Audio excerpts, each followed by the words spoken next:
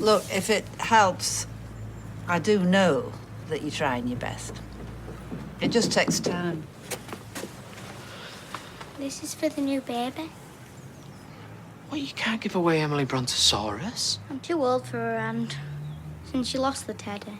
I know, but you've had her forever. Please, Dad, I want to do this.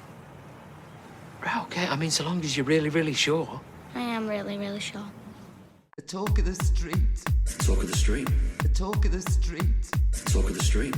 The talk of the street. Talk of the street. The talk of the street. Talk of the street.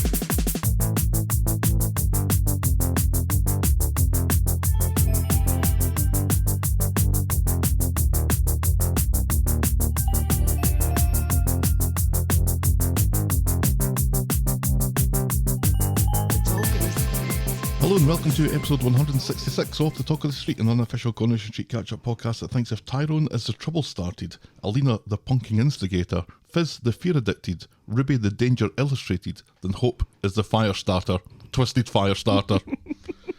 I'm Gavin. And I have that. Didn't have enough breath for that. I'm glad I brought Prodigy up last night. Oh, that was already there. Yeah, I'm sure it was. Mm-hmm. And I have the bestest husband ever. You do? Yes. When did that happen? Almost 10 years ago. 9 years ago. Almost 10. It'll be 10 next year. Okay. I'll take it. I won't argue. Oh, we had a lovely... Oh, we did. We haven't done this since then. Okay, now it all makes sense. We had a lovely birthday weekend.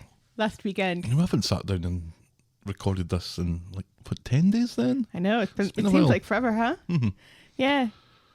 It was hilarious because, the way you were talking and the way you sounded like you were dreading this Yeah. so much. I said to my brother and to Stelia, I was just like, I think Mr. Gav is taking me camping. And that was only partly for show. I mean, it was out in the woods and there were lots of nature trails and stuff, but it was more a tiny house than a cabin. It was one of those, that show on HGTV. Right. Is it called Tiny Houses? I don't know. People want to downsize from 2,000 square feet to 15 square feet. Right. And then they get shown all these houses and then all they do is complain about them being too small. Right. It was one of those houses. Yes. It was a nice wee house though. Yeah. Yeah. The sleeping arrangements were my only complaint.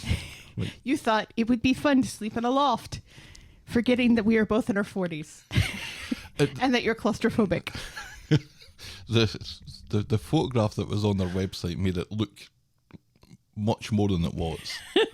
It looked like you could stand up in it. Ah. And you couldn't stand up in it. No. It was a crawl space, basically. Yeah. I thought, it's a little hay loft. That's kind of cute and romantic kind of thing, isn't it? But it wasn't. Yeah. I couldn't You couldn't stay sleep up up there. And I couldn't sleep on the fold-out couch. So our romantic weekend turned into separate beds. I did, but the intent was there. Yes. Yes. That's good to go. It was very sweet. And I got to take you to one of my favorite places, to Manistee. Mm-hmm. And we walked along the shores of Lake Michigan. And it was very wavy. And that was fun. We saw a dead fish. We did, yeah. We saw a seagull murdered by a drawbridge. How lazy must a seagull be to get caught in the mechanisms of a descending drawbridge? That's what we saw. Or just inattentive. You don't notice it. You're about to be crushed to death. He was looking the other way. Wasn't We looking anywhere as assumed far we as I could see. couldn't see his head at that point, but Right. so romantic. Yeah, that was good. Yeah. I enjoyed it far more than I thought it was going to. Mm-hmm.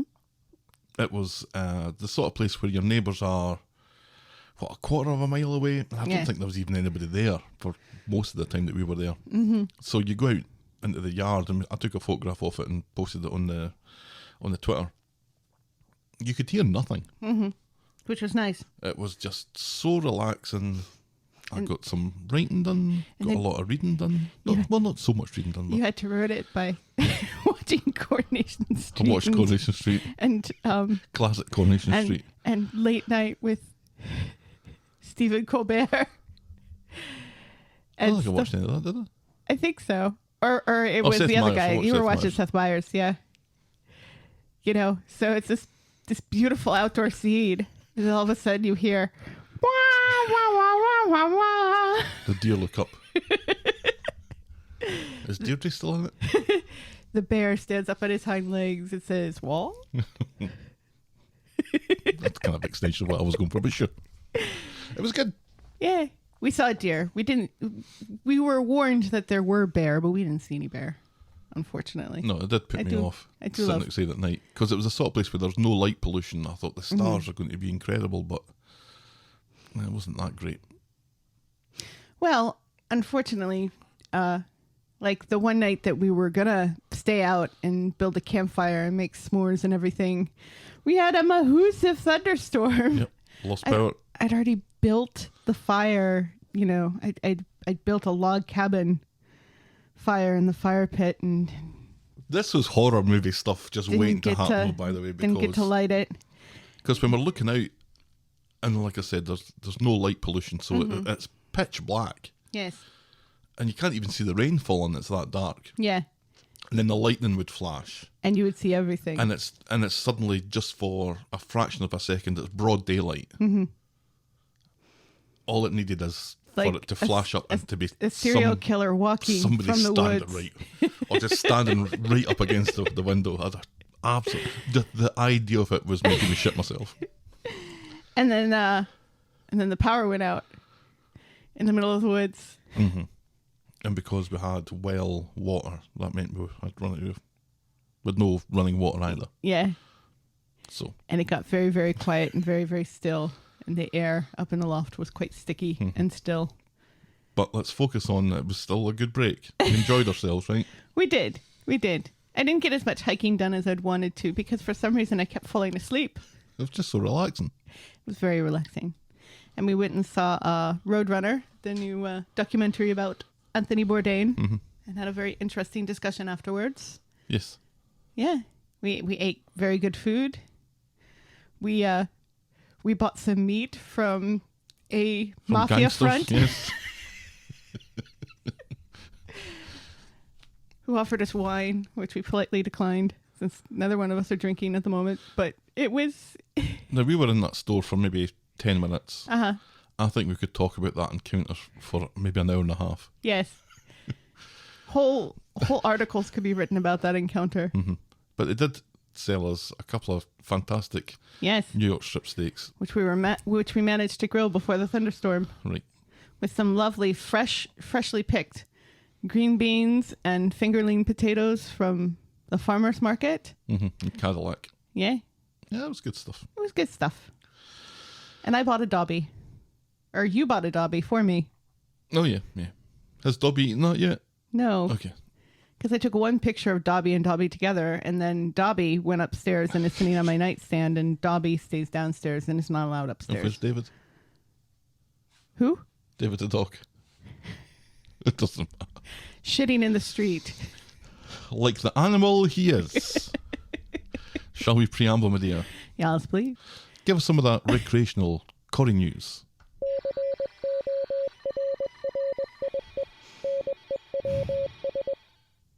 Shirley Houston has opened up about what life has been like for her in real life during lockdown. Corrie has helped bring to light what disabled people have gone through, but Shirley has stated it's been even worse in real life, with even her dog needing to be sanitized after walks, Oh, as well as her vegetables and stuff. Poor dog. Can you imagine being sprayed down every time you go outside to take a poo? there's one thing that dogs do not like is to be sanitized. They're against it. Yes. To protest it. Yeah. Yeah, it was quite heartbreaking, to hear her talk about, especially now when a lot of restrictions and stuff have fallen and stuff. She really feels like the disabled community has kind of been left behind, with people not realizing that it's even vaccinated, it's still dangerous because even a breakthrough infection would be not as great as it would be for a an abled person. Mm-hmm. So Yeah, because I kind of consider ourselves almost like control in the experiment. mm-hmm. The things that Izzy was saying in the show, Yeah. which kind of rings true with what she's saying in real life, is kind of stuff that I think we felt a little bit, maybe not accented as much as it was for her. But you go through the first few weeks of working from home, kind of hating it and feeling claustrophobic and stuff and wanting to get out. You get used to it, and then you kind of go full 180 on it, and then the idea of going out and going back to work and being amongst 4,000 people in a building and sending your kids back to school. It's terrifying. Yeah. I'm just so fortunate that all of our kids are over the age of 12. I can't imagine what people with kids under the age of 12 are going through. Yeah, so I think it's something that you can probably relate to a little bit, but it's just accented even more for... Because she's, in the past 18 months, she's only been out of the house once, and that was to go to a doctor's appointment. Right, and the longer that goes on, Yeah. the bigger of a problem it becomes. Right, absolutely. Oofed. So we really feel for her and for all of the disabled community out there. Absolutely. Ugh. Be good neighbours, folks. Yes, yes. And in some situations, still wear a mask. I still wear a mask occasionally when I'm going to be, within close contact of a lot of people. Like, I quite miss not having a mask just to hide my expression sometimes. well, you can put one back on. The CDC recommends still wearing them even if you're vaccinated in indoor situations. So, moving on. Qasim Akhtar is making a comeback to the cobbles as Zida Nazir. Considering the character couldn't be bothered to show up to his ex-wife's funeral or to support his gran after her abuse story, we can only fear for Alia and Yasmin's safety. What's he got an ingrown toenail? That's why he's back. How bad? What has he gotten himself into? What has become so bad that he's finally forced to come home? Because he was in Australia, wasn't he? I think he was touring Australia. He got married and they went to Australia, I'm sure.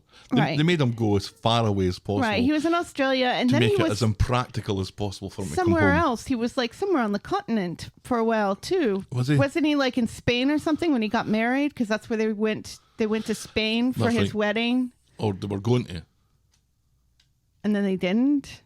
Or did one of them go? Yasmin, Tim's dad were meant to go and then didn't. Right. But Can't I remember think if anyone else went. But I think afterwards, Yasmin and Alia said, no, fuck it, we're going to go, or something. I don't know. Oh, yeah, that could be right. Yeah. That could be right. Still. So he's back now? Yes. Or he's coming back? He's making a comeback. Yeah. You better have a good excuse. That's all I can say. Finally, in clutching your pearls news, Corrie has received more Ofcom complaints than anything else on British television. More than Emmerdale or Love Island combined. Wow. Yeah. Corrie has received 300 in the past 5 years. Emmerdale 52. Love Island 73. Most of these complaints are due to drugs, booze, and smoking. Smoking. Smoking is now banned on Love Island. So I guess I think it kind of attests to the audience. I think more people watch Coronation Street with the whole family in front of the TV. Right. As opposed to Love Island. It's got to have something to do with it. Right. And there being more episodes to complain about, sort of thing. All that's going to... But still, come on, guys. Oh no, there's a pack of cigarettes on the table. I'm going to write and complain about this. Apparently, smoking is now banned on Love Island, unfortunately. Smoking. Sexually transmitted diseases are not. So that's Corrie news. Smoking the bobby, still allowed. As at time of recording. And now... This. No. And now, we'll podcast for coffee.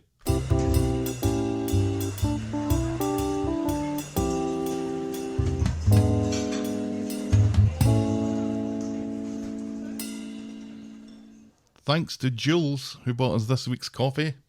Thank you, Jules, for my birthday coffee. Coffees. Birthday coffee. Birthday It coffee. has a theme tune, apparently. What are you drinking out of today? I'm drinking out of my my fancy Talk of the Street mug. Ooh. That's got the little banner that we use on the Twitter and the YouTube and Facebook and all that. Now, can people buy that mug, my darling? They can't. They can't? Not yet. No? I had to go through another... That's our Cafe Press mug, but thanks for pointing that out. Which leads me down a tangent that I really don't want to go down. Not yet. Okay. I'd need to combine the store somehow. I'm not too sure how to do that. And quite frankly, it's not worth the effort. But it's a nice mug. Yeah. What are you drinking out of? Sorry, I have coffee in my mouth. My black Labrador mug that I stole from my father. Huh. I didn't steal it. I took it. You but took it it. wasn't, Yeah. It's wasn't really stealing. Yeah, you stole it. Well, I took it because we thought he was going to die. Oh, how we laughed. So, Jules writes, just finished listening to the Dollywood episode recorded during your vacation. Love your podcast, and tonight I was laughing at how much you were both yawning instead of laughing at the Corrie stories. Have a caffeine hit on me, belatedly, from Jules. I don't remember yawning during the Dollywood podcast. No. I guess we must have. But I do remember it being quite echoey and stuff because we were in a hotel room. It did sound like we were scratching the microphone for some reason. In Nashville? Were we in Nashville at We that were in point? Nashville, yeah. That was that hotel that at first I thought was quite sketchy because of the neighborhood. But it turned out to be all right. It was fine. It was fine. So thank you, Jules. Thank you for our coffees. We really appreciate it. If you want to buy us next week's coffee, you can do so by going to ko-fi.com. That's ko-fi.com/the Talk of the Street. And next week's coffee will be Gav's birthday coffee. Right. Oh, see, now you've made that a competition. Buy more coffee for Gav than you bought for me. It's because fine. he does more for you all than I do. Oh, He's the one who's constantly tweeting and making weird memes and some which don't even see the light of day. right. And Like just the one working, last night. which was just too good. That was the problem. You did too good of a photoshopping job. But Yeah, I photoshopped Hope's face onto Drew Barrymore's face from the Firestarter poster, which I think is a joke that's a little too obvious anyway. and But it was just far too good. yeah, you couldn't tell it was photoshopped. It was No. You did such a good job. So yeah, Gav deserves more coffee than I do. Oh. Well, Although I have I'm been sitting up a little more proudly in my seat now. Although I have been, tweeting more from the Talk of the Street Twitter page now that I've been banned from Twitter again. Seriously, it's all that Holocaust denial. Just cut it out. I'm not allowed to share items that I'm selling on my Mercari site, but Marjorie Taylor Greene is still allowed to tweet about how vaccines are fake and the devil. Marjorie, But 3 that's names. fine. Anyway, let's move on. That's fine. Hinds- Whatever. Hindsight corner.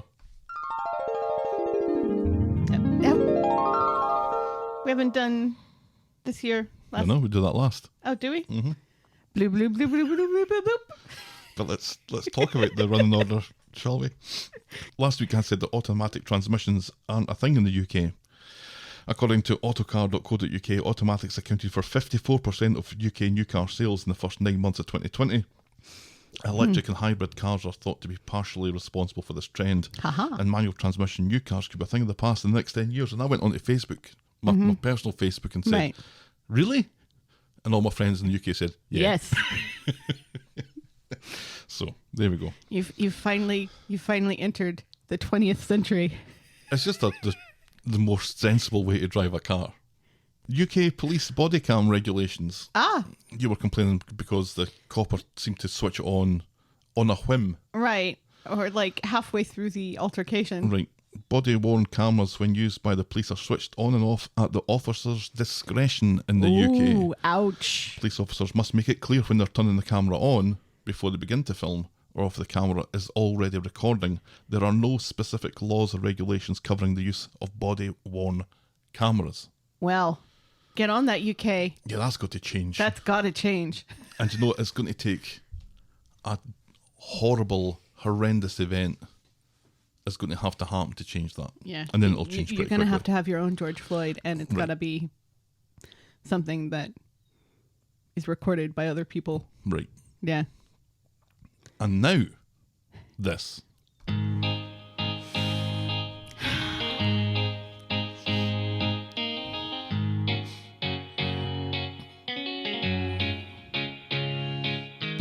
Welcome, welcome, welcome. Welcome to Last Year Tonight with me, John Oliver. Just enough time to quickly talk about that woman with that typewriter. That woman with that typewriter, that would be Murder, She Wrote. Is that woman with that typewriter. That's who that is. This was said by... Tim. That's right, this was said by Tim, suggesting that Faye and Sally's investigation of Tim's dad made him like Angela Lansbury in That Murder, She woman with Wrote. that typewriter. Jessica Fletcher. Yes. For some reason, this is one of my favourite Talk of the Street episodes ever. When I was doing this, I really enjoyed this one. Aw. I was Gavin and you had no words. Why did I have no words? I just don't think you could think of a thing to say. Ah. You will insist on doing sums in your head and then told me what happy wee tune or dishwasher plays when it finishes. Yes. Die Forella by Schumann.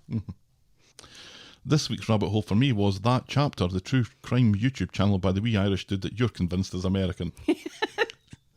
Thanks to the mask situation, the whole world was my KFC drive-through. And we kicked off our merch store last year. Oh. We've sold, I think, 3 t-shirts. Buy more merch. Buy more merch. Not our mug, but buy more merch. Yeah, the you can new buy mug is a so much mug, better. right? Yeah, but it's a black and white one. It's the old logo. Right. I make a mug with a logo on it and then promptly change the logo. It makes no sense. Sarah is left in a quandary regarding Gary saving her life and Adam bugging her continually about watches and Rick the Chin. Abby is made to feel like a bad mother by allowing the twins to start a new life in Australia. Leanne meets an old acquaintance from her antenatal days and finds herself lying about Oliver's health. Tim's mum is accosted on the street by Tim's dad and then disappears, while Sally and then Faye continue to air their suspicions to an unlistening Tim. Kirk speed eats pork scratchings. Gemma sits in front of some very unfortunate lighting at the chip shop. That's the cock that looks like a fish. Our moment of the week Or the was fish that looks like a cock. the siege of Speed Daal. Alia calling Tim's dad a small man and waving a broom at him. And our boring moment of the week was people shouting at an absent Kathy. Because Kathy wasn't in the store and people kept on going into the store shouting, okay, I'll just leave the change on the counter for leave you. the change here. And that was Coronation Street and the Talk of the Street this time last year. Shall we dive in, my dear? Ah, yes, please. Now, we have one extra episode to do this week because Yes. we didn't do Friday Last the week. last time we did this. Yes. So, I'm going to... This will not be a problem next week, though, guys. So don't worry about it, because we're not leaving for Gav's birthday weekend until Saturday morning. Yeah, and I'll get all this done. Yeah, so you'll actually get this early. Maybe. Yeah, maybe a few hours early. Yeah. Yep. So, I've summarised Friday into Okay. one block for each Okay. storyline where it featured. So, our first storyline today is Where There's a Will. On Friday, Billy and Summer aren't regretting grassing Todd up to the cops and are black bagging him. He and Eileen wash their hands of Todd, who thinks he can waltz back into his mum's house after Billy chucks him out. Meanwhile, Gemma tells Paul that he deserves better than Billy, just in case the horny archdeacon comes sniffing around for his hole. Mm-hmm. Todd got community service and tries to apologise to Billy, who takes back his keys and throws back his ring. But not like that. Thank you. Summer is chatting with Aadi in the community garden and they share an apple cider together. Yes. A hard cider. Yeah, we just call it cider Yeah. in the UK. Do you get soft cider over there? It's called apple Non-alcoholic? juice. No, because apple juice is different. Apple juice is clear. Cider is dark and mysterious. No, our apple juice looks like pee. Yeah. The apple juice here in America looks like pee. All apple juice looks like pee. Right. But that's not cider. Apple cider looks different than apple juice. Anyway, Todd goes to see the Undertaker, who totally sees through Todd's bravado and realises that through the quips, he's in pain, and he convinces Todd to stay and face it out. Billy meets Paul and apologises, but Paul seems unmoved by this, pointing out that Billy was quick to believe Todd and quick to dismiss him. He tells Billy he deserves better. I loved the whole, can I buy you a brew? Buy me a fucking dinner. Yeah. He's like, I'm hungry. Buy me a fucking hot pot. Right. Good job, Paul. Later, Todd learns from Aadi that Summer was upset after her cider and she rushed home, so Todd rushes back to the flat after her and has to kick the door down and finds Summer passed out again, this time on the floor. Right. That she wasn't feeling well and she had a headache. Right. Billy and Paul learn about the summer situation and they all convene in the hospital where Paul and Todd argue and Billy pretends that he's not absolutely turned on by this. He tells Todd to fuck off, but Todd has nowhere to fuck off to. Well, just fuck off then, says Billy. Yeah, seriously. He goes in to see Summer and learns how devastated this diabetes thing is to her and how she hates her life. Billy suggests that they move away because that'll solve the problem. Or his problem. Right. Based on the response from Paul, he realises that he's not getting his hole anytime soon, so he doubles down on Summer being his priority now. Right. Back in the street, the Undertaker tells Todd that Billy might never forgive him, but Todd sees it differently. The Undertaker lets Todd sleep at the funeral parlour through the back with the corpses and Curtis. And that was Friday. Okay, so into this week. On Monday, Todd's already got his sense of humour back, sleeping at the funeral parlour, but it's not a long-term solution for him, and he wistfully watches Summer and Billy get home from the hospital, but is sensible enough to keep his distance. Eileen bumps into Todd and Undertaker at Roy's Rolls. Eileen tells Todd that Summer is fine, but to stay away. When Todd leaves, the Undertaker tells her that Todd is sleeping with the corpses and Curtis and was thinking about leaving. Well, when Eileen is nonplussed by this, the Undertaker tells her that Todd is a lost soul. Yeah. And he seems to, in his conversations with Eileen and with Todd, he seems to allude to his own dark past, that he hasn't always been the fine, upstanding gentleman you see before you. He's made mistakes in his life. Yes, which will explain why when his dad ran the funeral parlor, we never saw him. Right. Yes. So well done by the writers for including George's dark past here. Eileen, who doesn't work at the funeral parlour, goes round to the funeral parlour to return Todd's credit card that he's maxed out that he left at Billy's. Privately, Todd tells Undertaker that he can't afford a place, so hopefully he still has some mates with whom to sofa surf. Oh, Eileen was great in that too, because she comes in and she's like, oh, I might be able to help that. And Todd thinks that this means that she's going to let him move back home. She's like, no, here's your card. Right.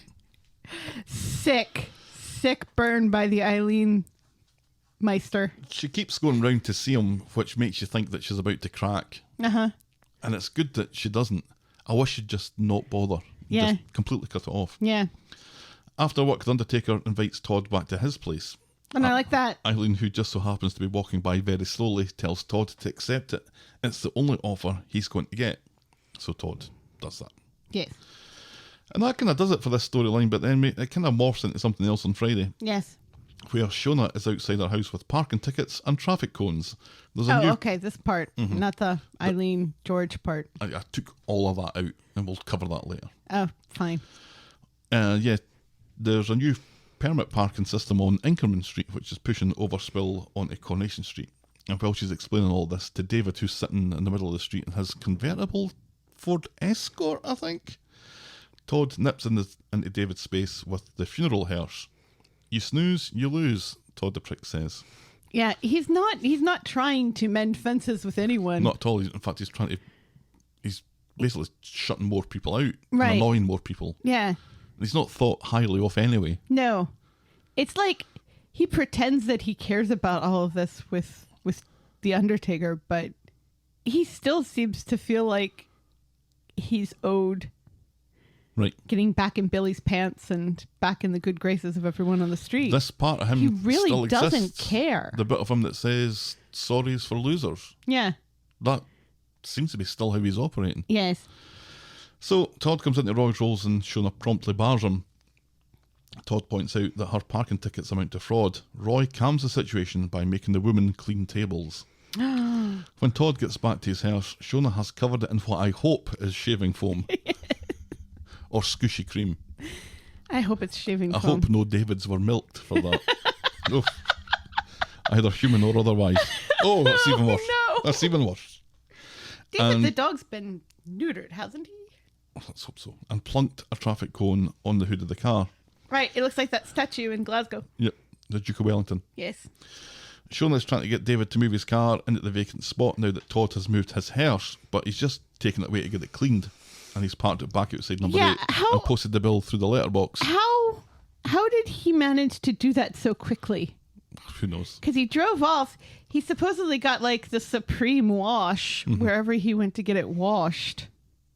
Like all the bells and whistles, all the fancy waxes and stuff for the Oh, undercarriage. fancy. Oh, undercarriage wax. But not like that. Oh. So it can't possibly have had enough time to get all of that done and then come back and park the hearse again for the amount of time it took Shona to run to the barber's to grab David to move his car. Why didn't you just grab his keys and move it herself? Right. That would have been better. Sarah meets up with Todd in the Rovers. David has given instructions for Todd to shove the bill up his arse. Right. Up his arse. Up his arse. We haven't done that in a while. No, we haven't. Sarah advises Todd that he should be in the business of building bridges here and not being a total fucking prick to everyone. Yes. And that's as far as we get with that this week. Yes. So, Billy is maintaining his anti-Todd stance for now. Yes. How long do you think that's going to last before he's just so This is the bit that just cracks me up. It's like when he's sexually sitting, frustrated that he just needs to take him back? it'd be better off with a hole in the ground. Or his own hand. As many ministers of the cloth have done for centuries. Just You the don't have father- to explain it. the Father, the Son, and the Holy Ghost. Well, I'm not sure that's strictly canon, but his bullshit when he's like with Summer, Yeah. it's you and me now, kid. Yeah. You and me against the world. Yeah. How she hasn't had a total fill of him by now, by continually, Paul was innocent, right? Yeah. But Paul was Billy's boyfriend. Yeah. And Billy brought Paul home Yes. with Summer. Yes. And then Paul's kicked to the curb and in comes Mm-hmm. Todd, and then Todd's kicked to the curb. There's a common denominator here that is Billy, Right. that Billy attracts this Yeah. and is really the cause for all this. And Summer, it's you and me, whether you like it or not. Right. Well, Summer is very much Billy's mini-me, as we will see. Oh, yeah. She's not... She very much has his personality. She also has a stick up her arse. She does. Yes. It was nice, though, that Todd managed to find some... he was always going to find a companion somewhere. He was always going to find a welcoming ear and a shoulder to cry on from somewhere. And it was nice that it was the Undertaker, I thought. Yeah. And Todd's reaction to that was, well, you're just doing this because you want to get into my mum's pants. Right. And the Undertaker's like, so? Yeah. So And- what?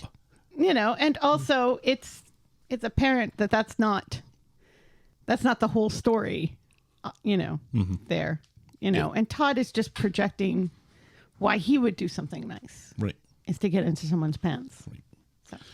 Let's move on to our next storyline then, because we've got a lot to get through. Next up is PC racism. Ugh.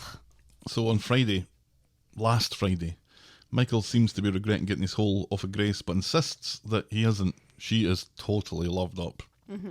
Then Ronnie's back in the scene. Yay! Good to see Ronnie again. I It's thought they'd good. forgotten about Ronnie. It's great to see Ronnie. And they go to the hospital to see James. They seem to make amends, and we learn that Michael is less keen on the whole deal with Grace, but thinks that they can make it work. James's operation has gone well, but now James is worried that 2 months out could spell the end of his career. Back home, Michael sees a hipster dude leave the house, and both the dude and Grace seem to have a spring in their step. In the house, Ronnie catches Michael going through Grace's phone and points out that the hipster dude guy is a baby grow supplier guy, and he tells him that he needs to trust her. Michael reveals that he only got his hole off of her because that he was sad about the James situation. Which I think we could kind of tell, couldn't we? Yeah. On Monday then, Still, it doesn't shed Michael in a very good light, does it? he's a guy. That's not an excuse. Well, what's it to be not a guy? On Monday, James and Michael are home from the hospital. Craig is across the street from them and can't even look them in the eye, never mind say anything. And later, It's good that he feels bad. I don't know if he I even guess. does at this point. James is on the couch continuing to worry about his place in the team when they get a visit from the professional standards copper wanting to speak to James about his complaint. Yeah, interesting choice of copper there, I thought.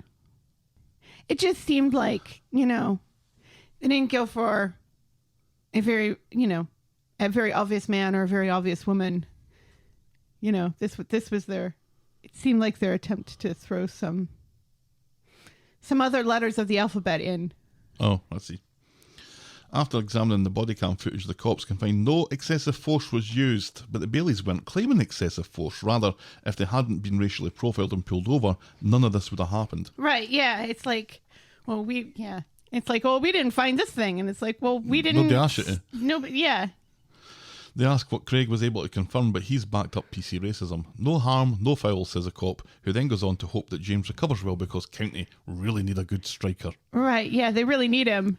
It's like, go fuck yourself. This seriously. And this happens all the time to him. Right, yeah. Oh, well, you know, you've been racially profiled and we're not going to do anything about it, but I hope you recover and banging the goals for County like a good one. Right, because that is what you are. Right. You are there to provide entertainment for me. Right. And not one thing else. Yeah, and I think this is... Dance for me now. Right. And I think this is...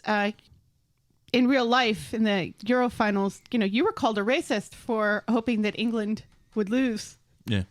You know, because there are so many black people on the team. So you must be racist because... I don't think that's why I was getting called racist.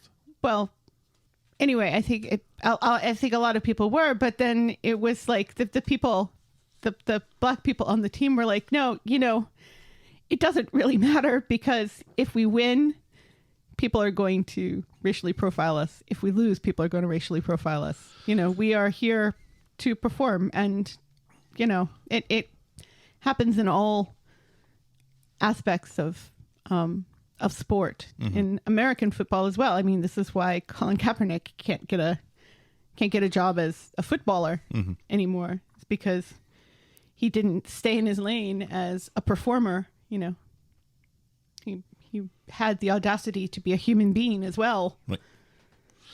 Yeah, the thing with the Euros was, and always has been, I'm not saying this is right or wrong, but if you're Scottish, you tend to support Scotland and whoever's playing England. Right, yeah.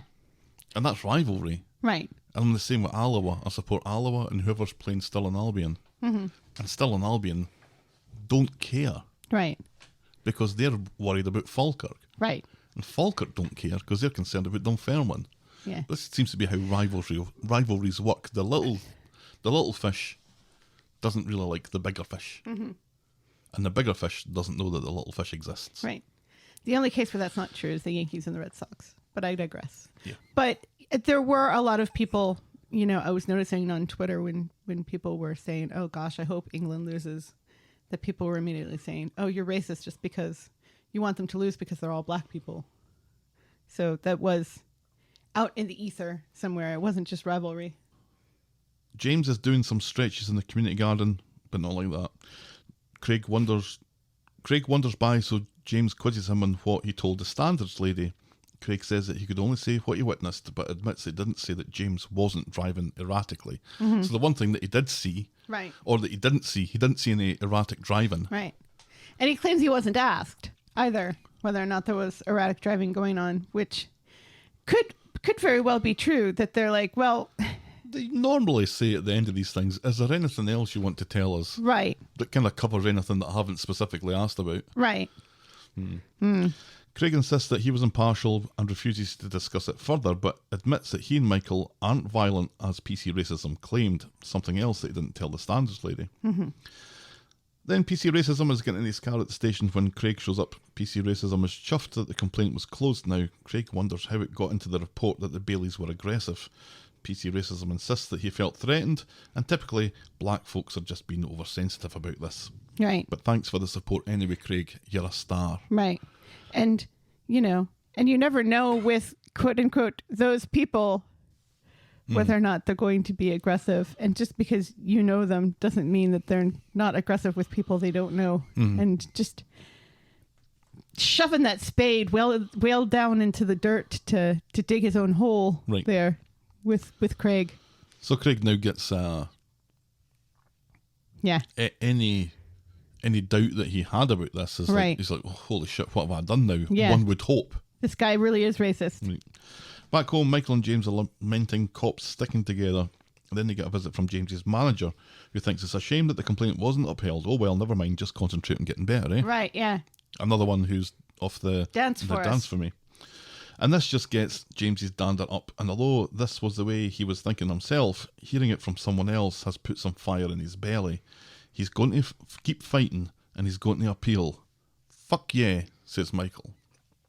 And that's sadly as far as we get with that this week. It's funny how this seems to keep happening, where James just doesn't care, doesn't want to be bothered, and then something happens that gets his dander up about in another way, and then it lights the fire. Right, and it's interesting in this context because the thing that is getting him riled up is the thing that he wants himself. Right, yeah. He wants to get better, and he wants to get start banging in the goals for right, yeah. Ready County Just and wants to be a success. Put his head down and get move on. it. But being told that Yeah. is what... Yeah. that's the thing that's triggering them. Mm-hmm. I thought that was a nice touch. Yes. Any other thoughts on this one? I felt it was a bit of a shame that we only really got... Officially, we got Monday this week on it, and then nothing really else. Yeah. I mean, I feel like our complaints on the storyline have already been... Well made. Well made and well aired. I'm almost a little bummed that it seems like Craig has seen the error of his ways so quickly. Yeah, I was and kind of hoping not that... doubling down even further, because you'd think that he would. Right. I'm still hoping that it makes him see other situations that he has been in with the police in a different light. You know, other times that he's been around when somebody has pulled a black person over in their car and he didn't know them, so he didn't have that emotional attachment to the situation. Right. And maybe seeing And doesn't things. know if they're good lads. Right. But even if they're not, they shouldn't be treated that way. Exactly. I think from a human point of view, it's good that he's had this realisation so early. From a dramatic point of view, I don't think it does anything. No. Because It just makes the story God a bless nothing him. burger again, Right. because... And it doesn't... And it seems like everybody else's problems with racism, you know, have turned away. You know, we don't see Tim still wrestling with his white privilege right. anymore. Now that Steve has made his Right. dramatic speech about white privilege. Good on you, Steve. It is now a point of contention between James and non-regular characters. Right. Once again. Mm-hmm. God bless him. Craig's not an interesting character. There's nothing that he's not. No. He's periphery. The policeman that we need to have to Right. Yeah. to The arrest local people. And all the local that sort of Bobby. thing. Right. Having him by the book, it doesn't really do very much. No. And it doesn't. I'm okay about not being a complete dirty cop, but this was an aspect that would have been quite interesting to develop. I would have Right. thought that Yeah. here's Craig, who you thought was kind of nothing, but oh my God, he's Yeah. a little bit racist, and there's a lot of people that are a little bit racist. Right. that- Yes. There's even a song from the musical Avenue Q called Everyone's a Little Bit Racist. Right. And Because it's true. So to see that, I think would have been a bit more interesting than them Yes. quickly managing to resolve this Yes. internal strife. Yeah. Yeah. Let us move on then to our next story, which was just from Friday past. Sign of the times. I almost didn't even mention it. On Friday, Gemma's been talking to Frida and Yay! has arranged to meet a new sign language teacher. Yay! Ches remains unconvinced. And when the teacher comes, she doesn't speak like Frida speaks. Right. Because Frida's deaf, obviously. Right. But she still speaks. Right. For the benefit of the people who aren't deaf and can hear her. Right. But this teacher doesn't do that. Right. And I think that's kind of the point, to give, you know, Chesney some immersive Where he has instruction where, because he's lost. yes. He's very lost. He still hopes that the cochlear implants will mean that he doesn't have to learn sign language. Right. And this means that Gemma becomes unsure that they're doing the right thing again. So she takes Frida and the unnamed teacher to Roy's Rolls, where they all slowly discuss the pros and cons of the cochlear implant again and the implications to Alid and his future and Chesney's understanding of the situation. The teacher asks, whose life are they hoping to improve here? Right. Whose life are they hoping to make easier? Is it Alad's or is it their own? Right. And that's a very good question to be asking So there's here. this, now, Because this is why Chesney is pushing so hard. If Chesney had learned BSL as easily as Gemma had, they wouldn't be having this conversation. But because something is hard for poor Chesney, he's like, he's well, not even trying. That's the thing. it's too hard for me to do, so it's not important for me to learn, so I'm going to, avoid it at all costs. You'll still need to learn, even with the cochlear implants, you still need to learn BSL, Chesney.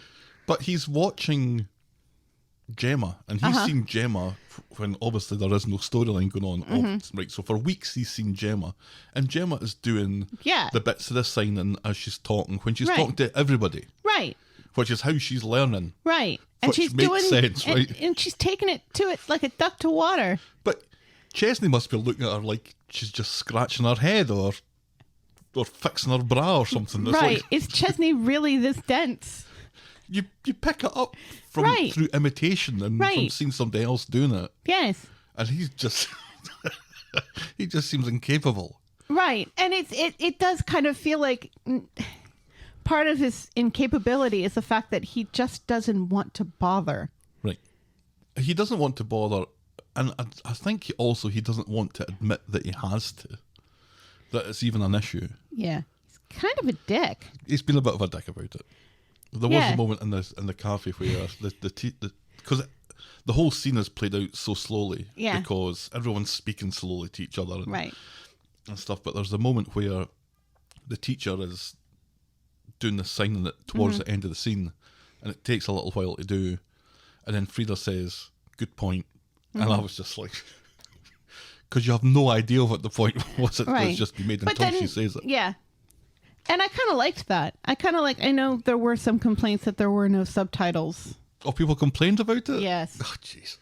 But I kind of like that because it puts you right off balance, and it makes you realize what it's like for people who BSL is their only form of communication, or reading lips. Yeah, people are like, whoa, they put subtitles when people are speaking a foreign language. BSL's a foreign language. Why aren't they doing the subtitles for the BSL? Well, sometimes they don't, and that's rather than having someone speak English in a Russian accent, sometimes you hear people speak Russian and you don't know what they're talking about. Yes. And that's kind of deliberate. Yeah, and it's fun. It's not a mistake. Yeah. It's not, oh shit, we forgot to put the subtitles in on that. Right. No, I'm doing that for a reason. Yeah. It's why it's kind of nice to, when you're watching a foreign movie, to watch it with the subtitles as opposed to like the dubbing, because then you feel more immersed. Right, and when you see the subtitles come up, then you see a couple of words that you know the Spanish for or the French for, and you listen out for them. Right. And then you don't hear them, and you go, "Oh, I just listened to are they lying to me?" Because I know what the French for traffic jam is, and they didn't say it. Well, maybe there's another slang Embouteillage. form of traffic jam. And the only reason I know it's embouteillage is from Vanessa Paradis' Jola Taxi. Moving on. Remember when we played that in New Orleans? That's one of my favourite memories of all time. That was so great. I think we've told that story. I do love that. It's one of my favourite memories as well. Now we have to tell it. So we're in we're in a bar in New Orleans. And I think we're probably the only people there. I'm having a whiskey and a beer, and cause it's so bastard and hot outside. It is. In come American family, or who we think is American family, because the guy is big and tall and is loud and American, and also we're in America. And making misogynistic comments about women who drink whiskey. And I think he must be married to someone who was French. Yes. And her sister and her sister's husband are also French. Yes, and they're all speaking French. Right. And then there's this one big, loud American guy who's misogynistic. He doesn't about really women like drinking the whiskey. fact that they're speaking French. And Yeah. and he's trying to have conversations with them, and they're just kind of smiling politely. And nodding. So they're not from Paris then. And they're smiling politely, and then they're having a little conversation in French. So I get onto the mobile jukebox and throw Yes. Jola Taxi on. And honestly, these French people who were looking kind of miserable And bored. just lit up and started singing along to Jola Taxi. And dancing. Dancing in the bar. And they were kind of, who put this on? And I was like, put my Hiya. hand up. And we had a quick little exchange in French. And we're having just the time of our lives. And this guy is just absolutely fucking fizzing. Right, yeah, because he thought he was like in control of the situation. Right. No, I was an No. asshole. I decided to be. Anyway, that was just a wonderful thing. It Moving was on. delightful. Our next storyline this morning is Izzy Strugglin. On Monday, Yes, Izzy is. Sarah calls Izzy on FaceTime just as Kirk mumbles along and tells Sarah that he's off to deliver the Joe LaFoe order. But Izzy's working on that order. When is he coming over to her place? And Sarah panics and hangs up, leaving Izzy to wonder just what the fuck all that was about. No, she says, "Oh yeah. He's on his way in a little bit. Don't worry about it. Hang up." Her weird neighbour rushes off for biscuits. Sometime later, Izzy calls back to check that Kirk picked up her work. He did. She asks if they're happy with it. Sarah confirms that they were. It was great. Thanks very much. Check it. Yeah, you haven't opened it, have you? Says Izzy. So Carla opens the box and it's full of crumpled up newspaper. Mm-hmm. What's going on here? Says Izzy. Carla says this is down to Izzy not admitting that she wasn't coping. Yeah. So Izzy hangs up and Carla and Sarah bicker over whose fault this really is. Sally intervenes and tells them to stop using Izzy to score points and come up with a solution to this shit show. Yeah. So on Wednesday... Well done, Sally, by the way. Yep. And I loved Sally just Putting Sarah in her especially place. putting Sarah in her place, saying, I knew you when you were shitting in nappies. And Carla seems to enjoy that as well. So on Wednesday, Izzy is still ignoring contact from the factory. Sally suggests sending some chalks, but Beth reckons she should just get over herself for fuck's sake. Kirk recognises that Izzy has had a hard time of it. Sarah wants to pull together with Carla to get this fixed. And following this, Sarah and Carla manage to bury the hatchet. Izzy calls and Carla apologises for giving her fake work. No one meant to offend her, and we thought that we were doing her a favour. Mm-hmm. Izzy thinks that they don't reckon that she's up to the job. They try to persuade her otherwise, insist that they care, and want to do the right thing by her. Izzy explains her stresses over the last year with Bobby McGee coming home from school, doing stuff herself, damaging herself. She seems to be kind of dislocating things. She's been terrified she's been going to catch COVID, and there was no getting away from it. And she's spent so long being told that she's vulnerable. Right. That even now that she's vaxxed, she's finding it hard to get back to normal. Right. And it's a very moving scene. Yes. And yeah, this solves my complaint when this storyline first opened up, that a lot of people were kind of telling Izzy's story for her. Mm-hmm. So now we finally get Izzy telling her own story. Right. Which is very nice. That people telling the story for Izzy makes hearing Izzy's story finally far more impactful. Yes. So it was right. All for the greater good. And she's right. The whole world is opening back up and everybody's like, oh, you're fine, you're vaxxed. And it's like, Am I really? Imagine being essentially in prison. Yeah. For that length of time. Right. Not even going out for recreation. No. And then you're told that, okay, everything's fine now, you can go back to work. Right. It's a huge... Yeah. It's a huge change in your lifestyle and your mental capacity to deal with that is really tested. And all the assistance that you were being given because of COVID that you really kind of needed before COVID, but were never given, but are now because it's a global pandemic. Right. And then having that taken away again, it's kind of like, well, it feels like the world is still not grasping what the world is like for the disabled community. We've been told we will be given 30 days notice from when we'll be required to go back in on a part-time basis.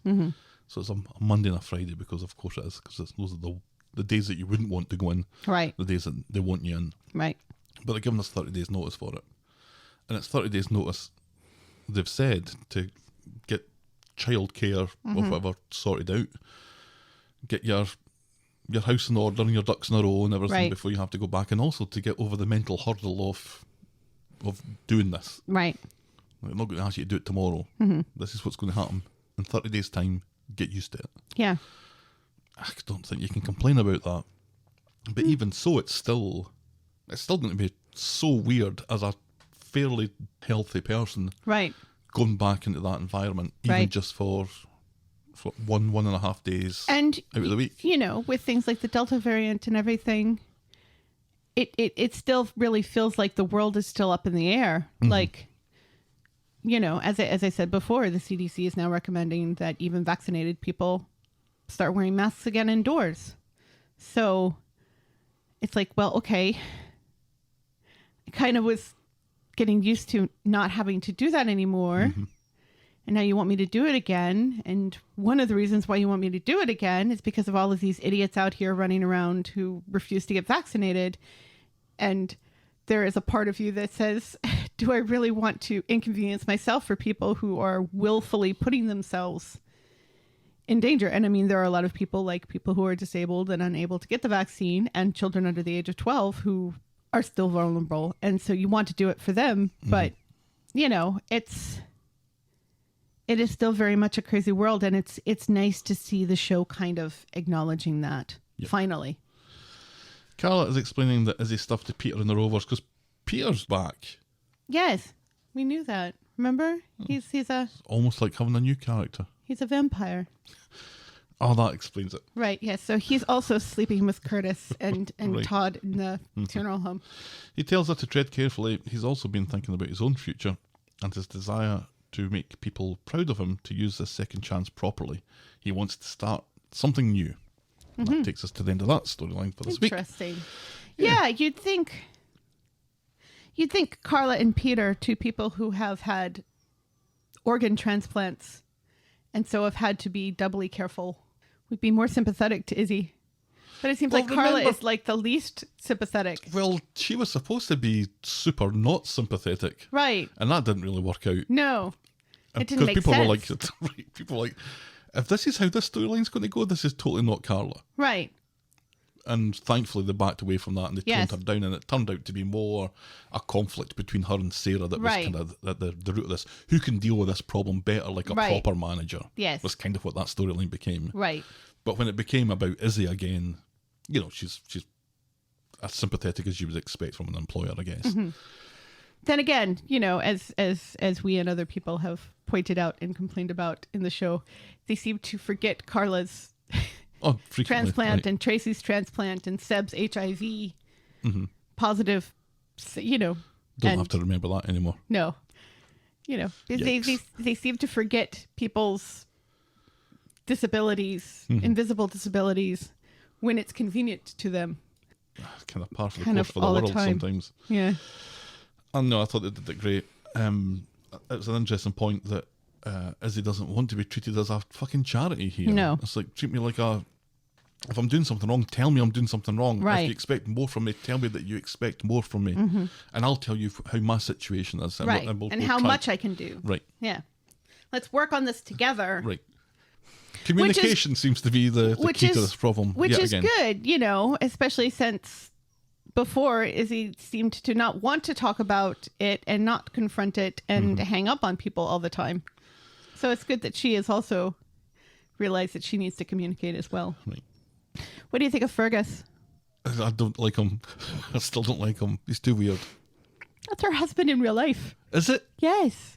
In that case, I'll That's, love him. That's why he's allowed to be in the scenes with her. That would make sense. Yeah. Remember we talked about this on Corrie News. I do recall. I do pay attention to Corrie News. I do. What do you think of him? He is a bit weird. I'm happy that it seems like he's taken a step back He's less weird. He's not making from the sound telling of- Izzy's story, you know, and letting Izzy do Right. the talking. So is he an actor, or is Yes. he just right? Okay, Yes. sure. I think his real name in real life is Toby something. Toby Maguire Not Toby Maguire. doesn't look like Toby Maguire. No, Toby Maguire is a bit Are you taller sure it's Toby Maguire and or Orlando Bloom? darker hair. Our next storyline this morning is the Two Undertakers. On Wednesday, the Undertaker is entertaining a woman with various classical biscuits at the funeral parlour. Yes, and she's fantastic. She is so And glam. we want more of her, please. This was I don't recall the last time that a character that wasn't like an Emma. Right. You know, the kind of cutesy character has such a, she's just so lovely, right? The first we see of this woman, she's got her feet up on the table and she's not wearing shoes, and her tights are very close to the biscuits. Yeah. As she's sitting chatting away with George, and I'm like, I'm totally here for her now. Yes. Instantly. And then I go online and everyone feels the same way. Yes. It's More of this, please. Right. Also, it seems like Coronation Street has been listening to people like us and Script to Scene, aka the Twitter feed, formerly known as the Ben Price fan page, who has said, hey, if you're going to have these kind of walk-in characters, why don't we put more black people in those walk-in characters? Because we got two of them. We got the other deaf woman was black, and this woman is black. Right. And they were fantastic. Right. And they were fabulous. And more of this, please. In comes Eileen, who doesn't work at the funeral parlour again, supposedly looking for Todd. He's not there. She quickly leaves. In Roy's rolls, the Undertaker explains that the woman he was speaking to is a fellow, the Undertaker. Yes. Eileen pretends not to care and thinks that he hits on anyone with a gusset. Oh, It's quite specific. this is enough to get the Undertaker's blood flowing, and he asks her out for dinner, and she nonchalantly agrees. Yeah. So the Undertaker speaks to Mary about flowers for Eileen. I hate how she's getting involved in Haven't this. they had this We've conversation done this about before. flowers already? She's far too happy to design the perfect bouquet for him. Eileen is all dolled up as she wanders by the florist. Mary thinks that she's the dead ringer for Bonnie Tyler circa 1991. She was a bit. Eileen announces that she has reservations about the Undertaker because of his job and where his hands have been.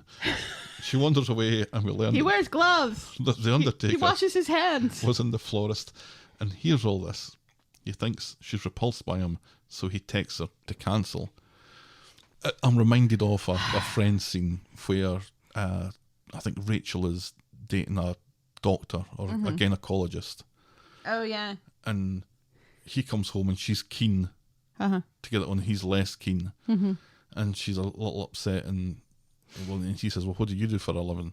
And she says, well, I serve coffee. And he says, well, don't you come home sometimes? You think, if I see one more cup of coffee. Eileen has been cancelled and is on her own in the Rovers when the Undertaker and the female The Undertaker come in all cheery likes. Seems that he subbed the other Undertaker into Eileen's place for dinner. Eileen is outraged that she's been replaced by this floozy, she shouts. The Undertaker reveals how he overheard her conversation with Mary. He calls her rude, cynical and unpleasant, and the female Undertaker fucks off after this. She's heard enough. Right. She's like, if she wanted to be in a fight with someone, she would have stayed home with her husband. Right. Which I loved. Right.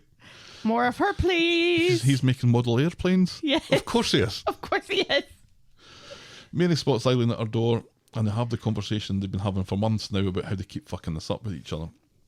So Mary goes to speak to the Undertaker and insists again about the enigma that is Eileen, who has lurched from one disaster to the next, so it's no wonder that she's got a hard skin. Eileen was in self-preservation mode earlier, but was ready to take a chance on him. So the Undertaker goes round with his white flag to Eileen.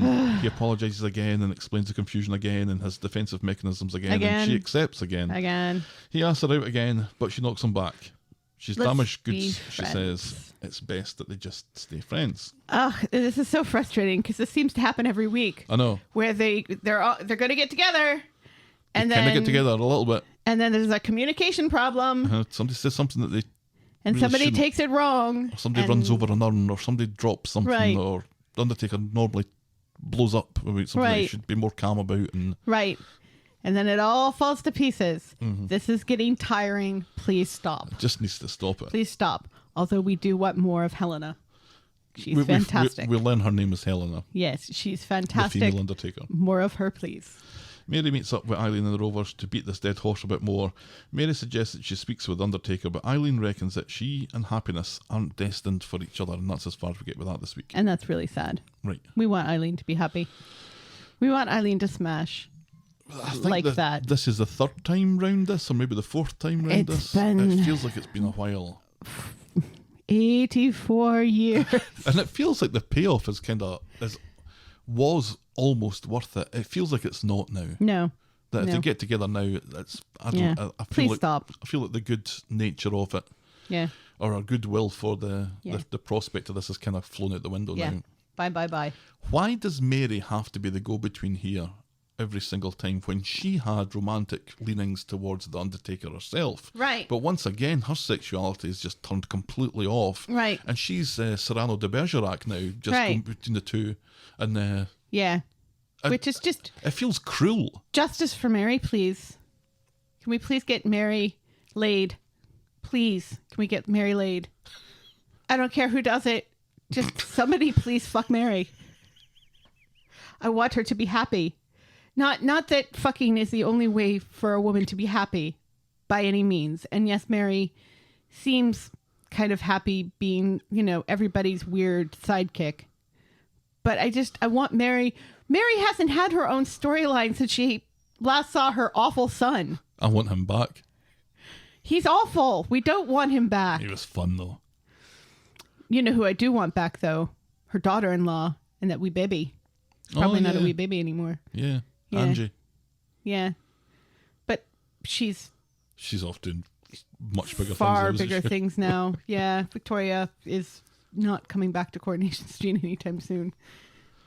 But still, can we please give Mary a boyfriend or a girlfriend? And please, please, please, please, can we just give Mary a good storyline of her own? Please. The show's better when she's in it. Yeah. She's one of those characters where the show is better when she's in it. Right. So let's make her a regular again and give her something interesting to do. Because unlike poor Craig, who is peripheral and just kind of glues other people's storylines together and is uninteresting, Mary has been made peripheral and glues other people's storylines together. But she is very interesting and three-dimensional on her own. Right. And they can't cop out and make her, asexual or something, because we know that she's had a sex life before in the past. She talks about it all the time. We know she's into men. Yeah. We know that she has also She's very much into Adam dabbled into, and Ben Shepherd. the pleasures of Lesbos. Right. So please, let's just give hashtag get Mary laid. There we go. There's a hashtag. Moving on, our next storyline this morning is courting Summer. On Wednesday, Nina drops off Summer's bridesmaid's dress. She didn't know what to do with it, but reckons that Summer might get some wear of it. Creepily, Billy asks Summer to try it on. So Summer tries it on, and it isn't really a bridesmaid's dress. Summer complains about being Porky the Pig again. And then Aadi comes to visit, and Mr. Allahan, he like what he sees. He's made her some cookies that are diabetic friendly, and Summer is well chuffed at this. Right, yeah, this is his apology for putting her into diabetic shock last week. So Aadi and Summer are having a fabulous time. His cookies are rock solid, but not like that.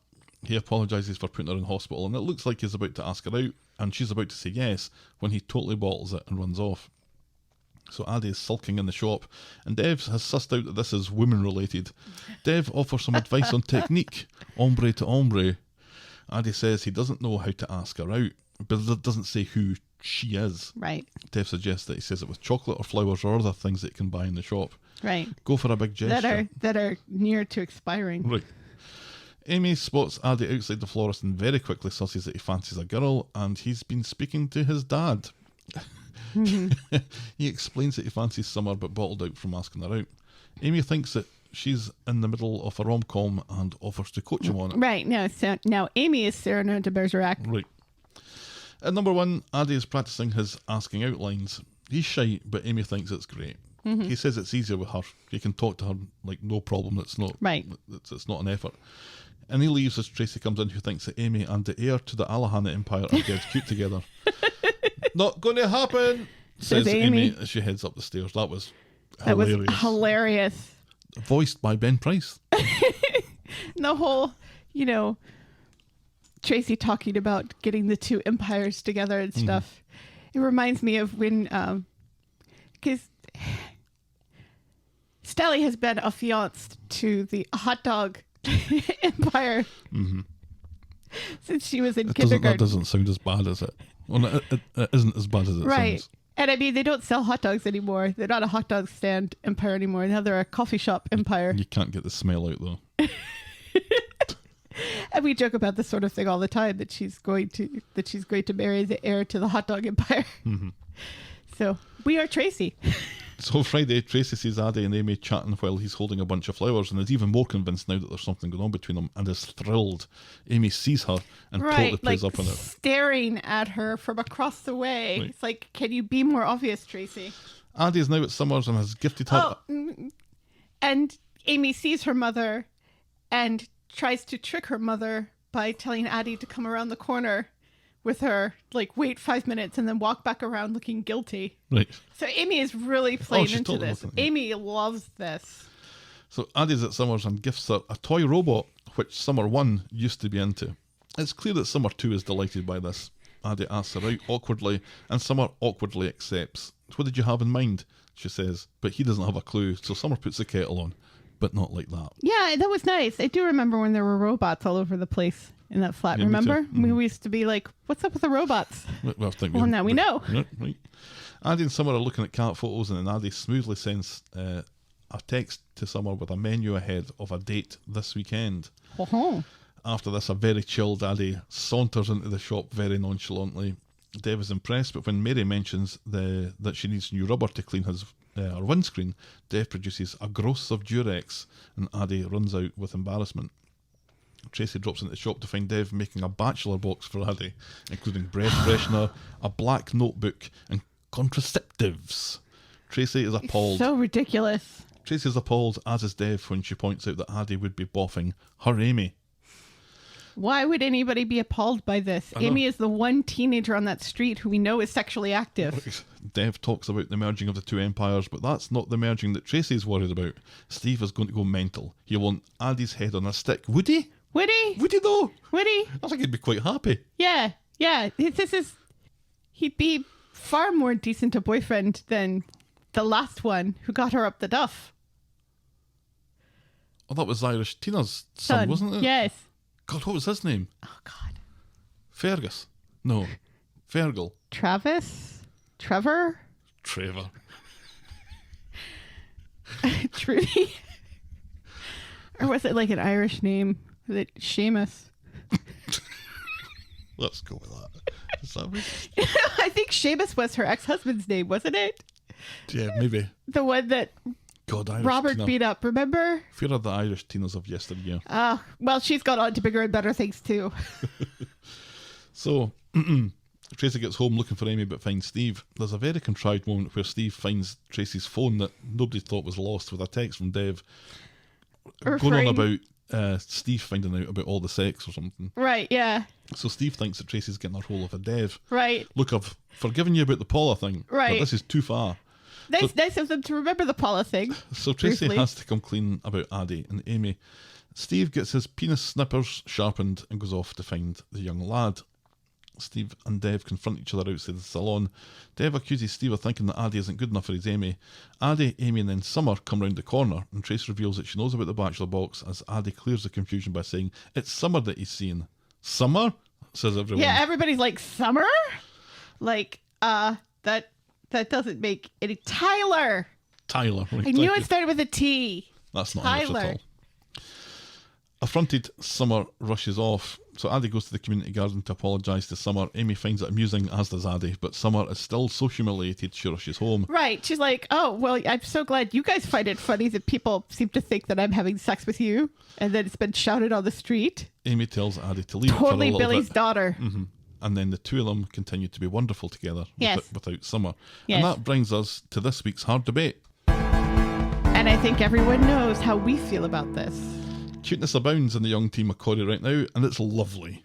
But where exactly is the highest concentration of chemistry on the cobbles? And the choices were Aadi and Amy, Aadi and Summer, Summer and Will, or poor Simon. In last place Was poor Simon. was Summer and Will. Well, okay. In third place was poor Simon. He doesn't even have chemistry with himself. He's got chemistry with Kelly. In second place, and I should say those two were like below 5%. Yeah. In second place with 39.5%, Aadi and Amy. Which makes no sense. And then winning with an astonishing 51.9%, more than the others put together. Which makes no sense. Was Aadi and Summer. They are good together because Aadi. Right, because Aadi's good with anyone. Put that boy in a scene with anyone, and he's like Nina. Right. Aadi and Nina, you put them in a scene with anybody, and it makes the other person better. It makes the other person delightful. We finally fell in love with Seb when he fell in love with Nina. Right. You know, and so I was a little surprised though that yeah, we because were if the quite chemistry shocked. between Aadi and Amy is sparkling, Palpable. It really is. Right. As we have said, we just want them to buy a van and adopt a dog together and just go out and solve mysteries and So have long their as own they solve spin-off mysteries, show. Right. Because they're fantastic together. They really are. They're funny together. They both have a similar sense of humor. They get one another. Right. They understand one another. They tell each other anything. Right. They just trust each other. Yeah. That's lovely. Yeah, it really is. Aadi and Amy, we want Amy, not Amer.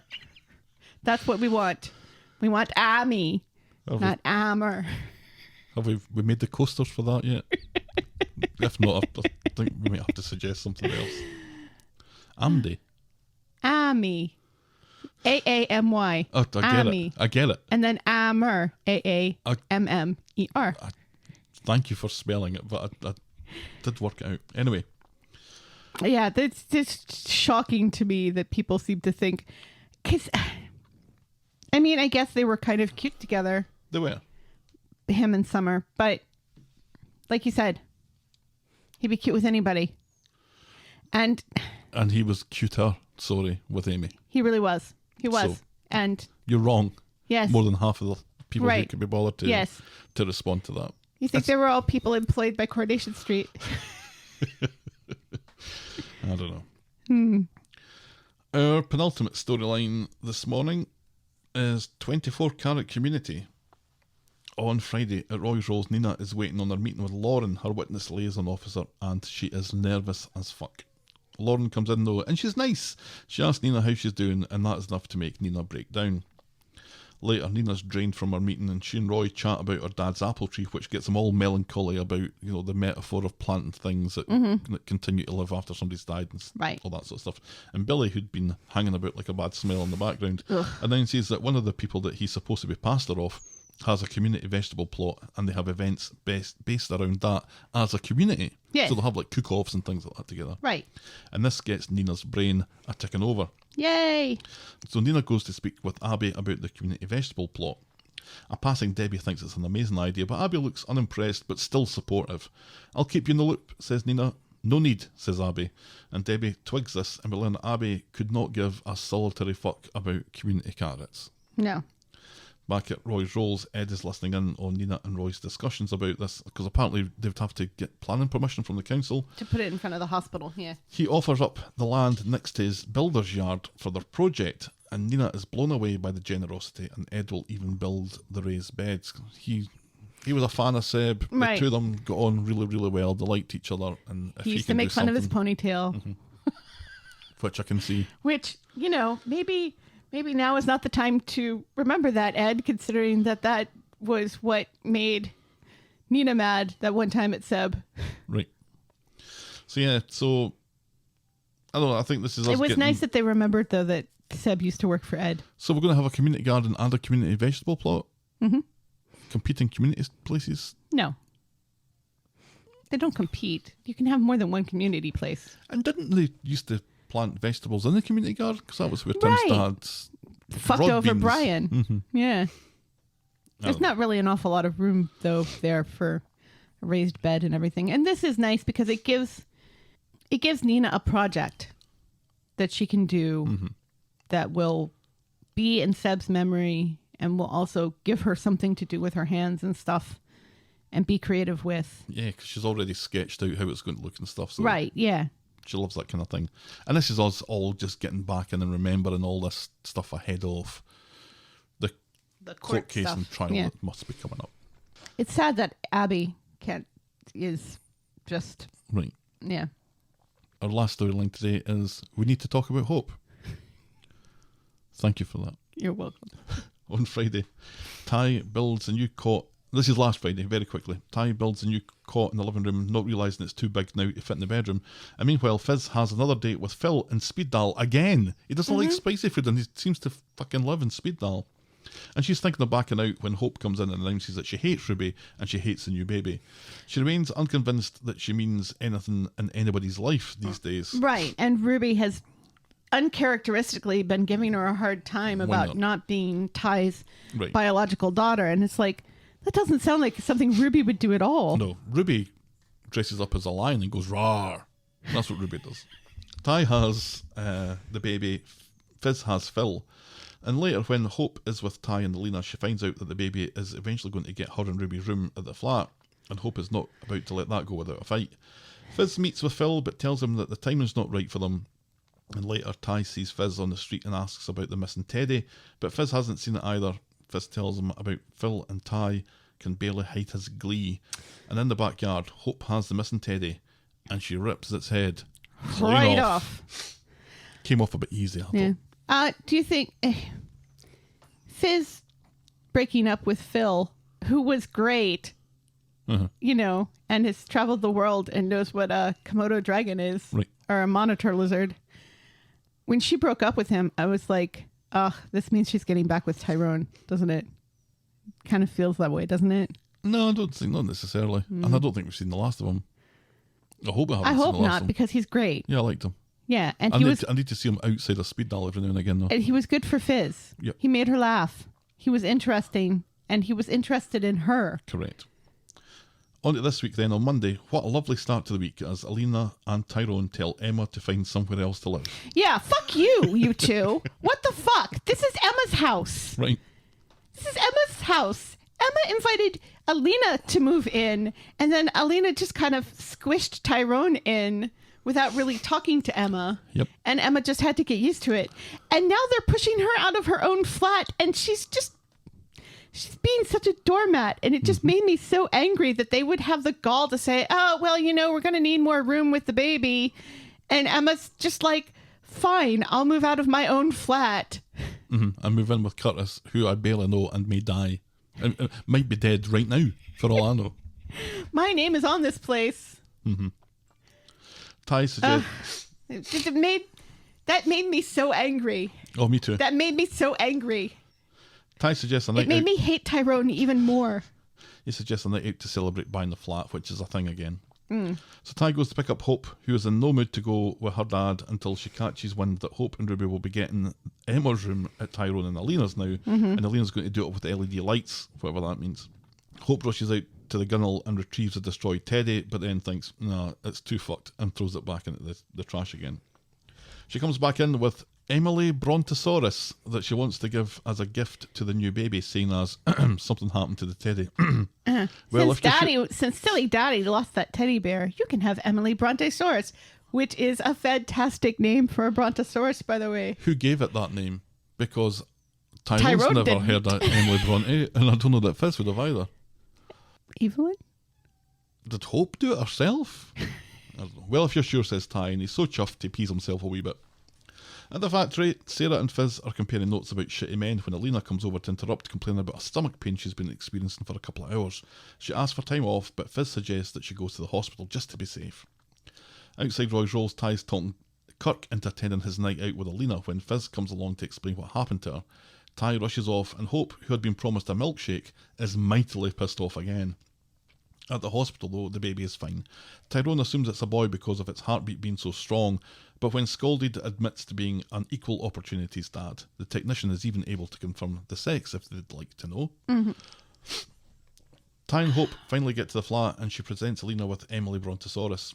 She goes off to get some colouring stuff so they can design the new room, but overhears Tyrone peeing his pants again, this time with the utter joy of finally having a male offspring to continue the Dobbs lineage. Hope is not happy. Yeah. She doesn't want to colour anymore. Alina calls her darling. Oh, come on, darling. I'm not your darling, says Hope. And when Fizz comes to pick her up, Hope tells her privately that she never wants to come back and she wants her fucking dinosaur back. As Fizz and Tyrone are sharing their disbelief about this, Hope sneaks out with Alina's keys. At home, a sad Hope tells Fizz about Ty and Alina having a boy and how her daddy will forget about her. She hates Alina and she hates that baby. Fizz sends her to a room rather than allow her to explore these emotions in more depth. Alina is sleeping off the excitement of the day back at the flat. Ty accidentally wakes her up and asks her if she's up for the night out. She isn't, but insists that he goes. All his mates were looking forward to it. Well, Kirk. Ty, Even Kirk doesn't seem like he was He's bothered. really looking forward to it either until he finds out that Alina's not going. Ty and Fizz bump into each other and Fizz tells him that Hope heard it was a boy and his reaction is why she was off with him earlier. She's a sensitive wee soul, says Fizz, and Ty promises to fix it tomorrow. At home, Fizz tries to smooth things over with Hope, but she can't be placated and she just wants things back to normal. She hates that fucking baby and doesn't want to have an Emily Brontësaurus. Once again, Fizz responds by sending her to her room, this time to go to bed. The characters on the street are still happy to frequent a hotel once owned by a sexual predator who tried to demolish their homes. It's only Kirk who can be asked to turn up for Tyrone's night out at that hotel. No one else could be bothered. Mm-hmm. So Fizz is talking to Evelyn about patience, then nips out to get some chalks and vino for them to share in front of the TV since they've got a quiet night. It's delightful, the It really two is. of them just hanging out and stuff together. And then there was this... I'm really happy that their relationship has It's evolved. greater, right? It's greater than over- Tyrone. Yeah. So shortly after, Evelyn is sleep eating her glasses. Her glasses have kind of slipped off her nose and are over her mouth. Right, and she's kind of fallen munching on them, asleep. right. When Hope sneaks by and out the back door, she sneaks into the flat, grabs her dinosaur, but then sees a lit candle and some nail varnish remover. She hurries home and up the stairs just as Fizz gets back. Evelyn's still sparked out in the chair, and meanwhile, back at Alina's flat, it's on fire. Outside, Eileen and Sally smell smoke and look up to see it coming out the salon flat window. Sally calls the fire brigade while Eileen rushes off to get Evelyn, who calls Tyrone, so he and Kirk rush home. In the street are all out watching Alina getting loaded into an ambulance just as Ty gets back in a taxi. Alina is okay but has inhaled a lot of smoke and Ty's worried about the baby. But there's no time for that and the ambulance takes her back to the hospital that she's just come out of as Hope watches emotionless from her window. Yeah. On Wednesday, Alina is okay in hospital and the wee fella has been given the thumbs up too. Yes. Alina has been thinking of names and they go for Andre, like the giant, and Alina's granddad. Tyrone. And brother. Tyrone thinks that Andre is a dead exotic name. Tyrone does. Hope and Eileen run into Ty at Roy's Rolls. She and the baby are fine, and while this is good news, Hope seems unreasonably cheery. Ty is off to speak with a fire investigator later to see what the cause of the fire was, and Hope is sure whatever it was Alina's fault. Yeah. So Tyrone goes to speak with the investigator and gives him far too much information about his baby and its name. And then after minimal prompting, the investigator reckons that the fire was caused by a candle. They're the new chip pan, he says. Yes. Back at the hospital, Tyrone can't wait to tell Alina that the fire was her fault. She starts beating herself up about it. How could she have been so stupid? And later she's about to leave when she gets a pain and a bleed, so they send her off for an emergency scan. And after the scan, Alina already knows what the outcome is going to be, and right enough, the baby's heartbeat can't be found. Ty thinks that there must be something they can do, but there's not. She's miscarrying the baby. And Alina blames herself, thanks to Tyrone telling her about the candle. The nurse says that any one of a million things could have caused the miscarriage. None of this helps, though. And then back home, Evelyn has received the news at home and Ty asks her to tell the girls. Next one, Tyrone.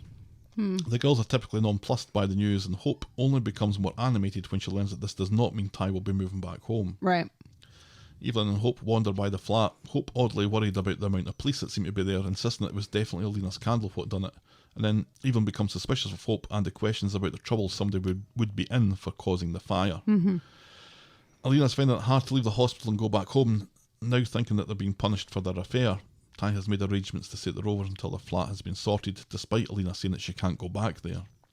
Now home, the kids are in bed, and Evelyn tells Fizz about Hope's weird questions. What are you suggesting, says Fizz. Evelyn points out that Hope may know more about the fire than she's letting on. It wouldn't be the first time that she started the fire, says Evelyn. And Fizz takes a hump, but it seems like it adds up, at least somewhat for her too. But Hope was in the house, in her Right. bed at the time, wasn't she? Yeah. Wasn't she? Yeah. Back at the Maybe. flat, it's dingy and dark when Ty and Alina get back. He promises to put everything back the way it was, even that monstrous photo of them. Yeah, sadly that didn't burn down. Right. It's yet another situation where they've had this traumatic fire on Coronation Street that has caused bodily harm, and yet it doesn't realistically look like it's a little black in one corner. I thought they did a good job by making it dark. Because I remember my ex-sister-in-law's flat or house caught on fire, and walking into that, I was actually reminded of that by walking by seeing Ty and Alina walk into theirs a bit. Yeah. But, I mean, especially when we find out later that it wasn't just a candle. Right. You know, you've seen those videos of how fast the fire spreads. Mm-hmm. In such an enclosed area. Yeah. I was really disappointed that picture didn't burn. Well, for a number of reasons. Yes. Outside, Fizz sees Ty and offers her condolences. She would never have wished this upon them. She asks how the fire started, and Ty tells her about the candle, which makes Fizz shift a little on her feet. Alina has packed when something the fire guy says comes back to her. The candle that started the fire is in the cot, when she's adamant it was on the windowsill or somewhere. Right, it on the was other side near of the room. cot. Right. Tyrone is a bit chinny-chin about this, but Alina insists she lost her baby, not her mind, so Tyrone has to pretend that he believes her. On Friday, at the room in the Rovers, Alina is still insisting that she moved the candle away from the cot, and despite his protestations otherwise, she senses that he's not 100% on board with her. Meanwhile, at home, Hope is terrorising Ruby with a super squirter.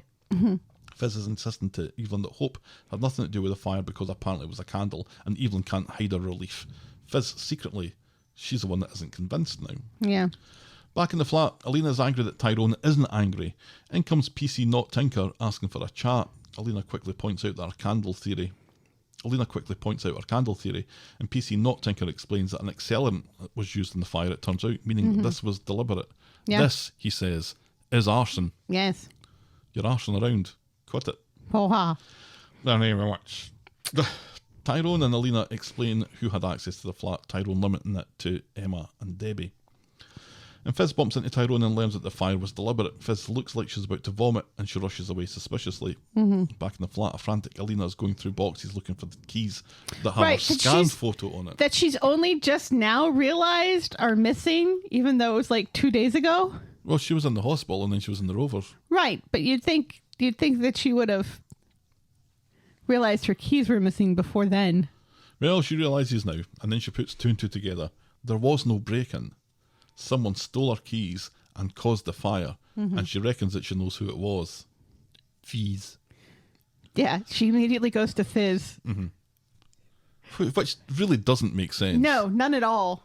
But let's remember, Alina is still butthurt about that article and everything, and still seems to think that Fizz wants Tyrone back, which could true. be further from the truth. At home, Evelyn is about to go for a walk, and Fizz suggests that she just takes Ruby. Evelyn wants to know what's happened as Hope rushes in and throws the soaker in her toy box, which is in the living room handily. Right. Fizz is keen for Hope to stay put. Fizz wants a word with Hope about the fire and sees Hope her toy box defensively, and she's going to open it, and Hope's like, oh, no, and it's so obvious that there's something in that box. Yeah. So Fizz opens it up and looks inside. We don't see at this point what she sees. Tyrone lands in on Fizz, who has no time for questions about Alina's keys. She's making 1,000,000 sandwiches, but then he sees Hope struggling to move her suitcase downstairs. What the fuck is going on here? Yes. Emma comes back to the flat, and Alina talks her into not moving out now, which is just adding insult to injury. Right. Move it's out, like, oh, I need you so much now that the baby is dead. and this flat needs decorating and everything. Right. Yeah. Now that we need help getting this flat back together. Move out, but now that we've burnt it half to the ground, Yeah, move why back don't you in. move back in? Fucking people. People need to treat Emma better. They chat about the missing keys, and Alina is now convinced that someone tried to kill her, and she's sure it's Fizz. Emma can't believe it, but Alina is sure. Back at home, Hope is still oddly unmoved by all this as Ty sends her upstairs. Ty accuses her of stealing the keys and is about to go and tell the police, which forces Fizz to show him that she had the keys and Emily Brontësaurus, and it was Hope that did it, not Fizz. Yeah. Ty shouts on Hope, who denies it, and wants a peanut butter butty. Yeah. Eventually, Hope admits to taking the dinosaur back, and anything else was just an accident. Now, where's my fucking sandwich? Right. Hope goes back upstairs with the sandwich. Fizz makes a case for Hope. It wasn't on purpose. It wasn't to kill anyone. Ty can't believe the lack of understanding and blames the miscarriage on the fire. Hope's had a lot of disruption, which Ty takes as a dig at him, and how come Ruby's not trying to kill anybody? Fizz points out that Hope is old enough to be criminally responsible and asks if he's prepared to ruin her life. Are you prepared? Says Ty. Back at the flat, Alina wants justice and for the cops to speak to Fizz while Emma tries to downplay it all. Back home, Ty points out that it doesn't take a psychologist to work out that something's not right with Hope. She could have taken the toy and left, but she set the fire as well. Fizz tries to blame Ty for this again, but he points out that she's been setting fires for years. This is nothing new. Running away with her, which is what he assumes is going to happen, isn't solving anything. Alina knocks on the door and Fizz begs him to ignore it. Eventually, Alina gives up, and Ty tells Fizz that he can't stay silent on this. Alina is sick of being patient, and so she calls the fuzz.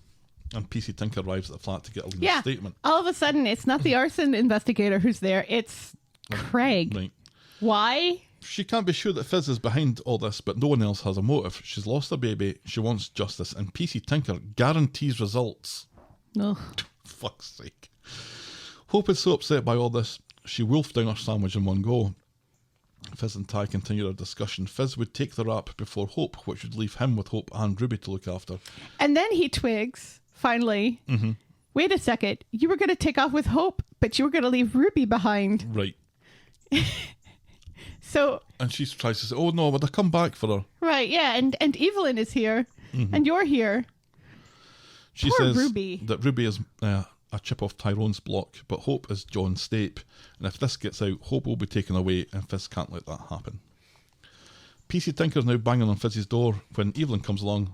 She lets him in, but there's no sign of Fizz or Hope. But doesn't let Alina in. She's like, wait a second, you're not a police officer. That was brilliant. I'll tell her you're looking for her, says Evelyn.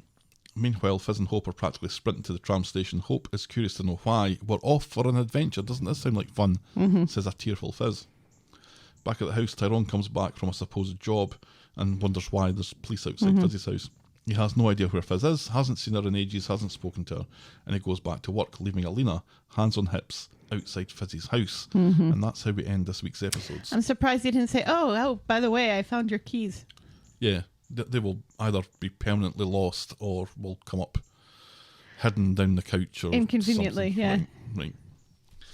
So Tyrone is telling lies to cover for Fizz and to cover for Hope. Right. And meanwhile, the person that I'm actually starting to feel sorry for in all this, obviously, is Alina, who's standing there on her own, is the only one who seems to care about the fact that she's lost the baby, is the only one who seems to be wanting justice on this, and she's getting no real support from anyone, not from Tyrone and not from Emma, who doesn't really believe it either. No. The fact that she's wrong doesn't really help matters. No. But she's suddenly just become very alone in this whole thing. Right. Which, let's be honest, we could have predicted. Oh, sure. Just like we kind of predicted that this miscarriage was going to happen at some point. There was no room for this baby. There was no way this baby was going to get born. No. You know, and it's unfortunate because, you know, we just had Maria's miscarriage last year. You know, it just, it feels like they throw a pregnancy into the mix to kind of put a nail in the coffin of the male partner's former relationship, saying, okay, this is finally, you know, this is it. That former relationship is done. This other woman is pregnant, so you have to swallow your pride and be happy for this other woman who's pregnant with the baby of your former partner. And then once that baby solves that particular problem, they do away with the baby in a miscarriage. And, you know, while we knew this was going to happen, it doesn't make it any better as far as a storyline is concerned. And it kind of makes it like a miscarriage is just an inconvenience to a lot of people on the street, and that's unfortunate. I don't think it's an inconvenience to Alina, and out of the, you know, I think we've talked about this before, and we've probably talked about it round about the Maria time, that, you know, having some experience of this, I really think that they absolutely nailed the reaction in the hospital. Yeah, as it brought an awful lot of memories back, right? And Alina in particular, I thought done a fantastic job of being that person who has lost. Right. They both did it well. I thought this. I think. Well, Tyrone just becomes kind of. Events wash over Tyrone an awful lot of the time. He's kind of not always an active participant in things, which is kind of his character. That's true. But from her point of view, particularly, I thought it was really exceptionally well done, and that the pain that she felt from it was really believable and really affecting as well. To tie that all into something that is, it's already a traumatic experience, but a fire, and particularly a fire when you're asleep, is also a hugely traumatic experience because you become scared to go to sleep in case it happens again. Right. So the way that she's had both of these events happen back to back, immediately following being scared for the baby the day before, right? Well, she's been through a lot, a remarkable amount, and is suddenly very alone. I thought it was very telling that the last kind of scene is of Tyrone walking away and leaving her standing outside a house that she doesn't live in. Right. Fucking Craig's disappeared. She's just standing there on her own thinking, what am I to do here? Right.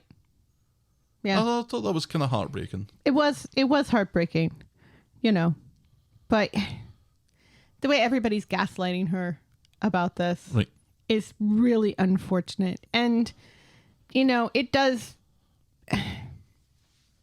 Yes, Tyrone's character is sort of the sort of person that a lot of the stuff just kind of washes over. You're right.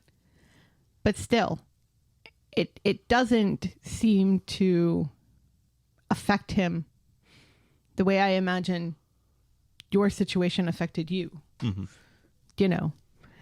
And that's unfortunate. And this whole stuff with Hope, the whole, her dad was an awful, evil human being, so obviously she's an awful, evil human being. Serial killer, But an accidental serial killer. Right. Most of the time. And Ruby's mom was exactly not a walk in the park either. Correct. So for them to be like, she's John Stape's child through and through, but Ruby is peaches and light because of you, Tyrone, because you're such a wonderful guy. He's not really that great. But, it makes me worried that with all of this focus on Hope, Ruby is just going to act out at some point.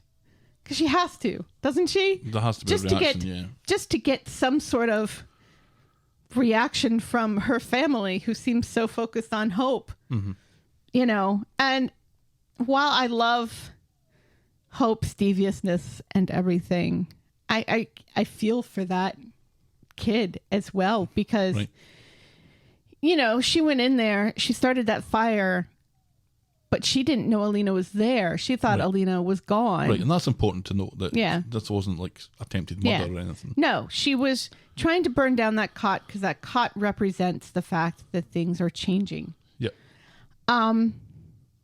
Unbelievable that she doesn't appreciate that fire is going to then spread. Right.